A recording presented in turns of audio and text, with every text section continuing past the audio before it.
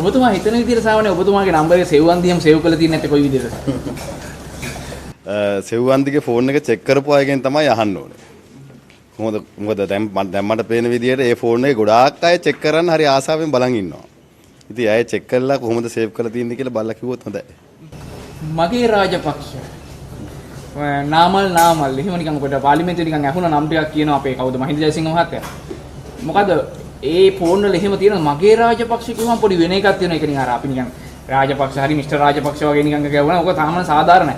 මගේ කිව්වම අර නිකන් හද පතුලෙන්ම ඇවිල්ලා ඒක සේව් කරගෙන කරන ඕන හැම දෙයකම සපෝට් එක දෙන බොක්කෙන් සපෝට් එක දෙනවටනේ මගේ රාජපක්ෂ කියලා සාමාන්‍ය.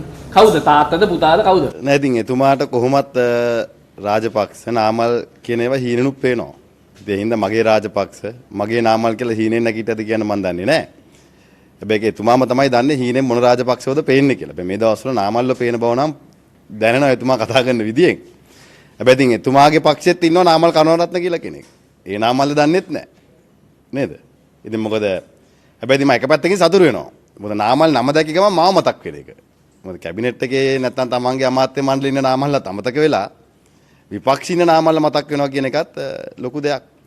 සහ ඉතින් ඔය මගේ පණ මගේ ආදරේ මගේ කියලා සාමාන්‍යයෙන් ඉතින් ඔය ගෑල් ළමයි පිරිමි ළමයි මල් කඩන කාලේ නැත්නම් අපේ භාෂාවෙන් මල් කඩනවා කියලා පෙම්බඳින කාලේ තමයි සේව් කරලා තියෙන්නේ. ඉතින් එහෙම නම්බරයක් එයා දැක්කත් දන්නෙත් නෑ.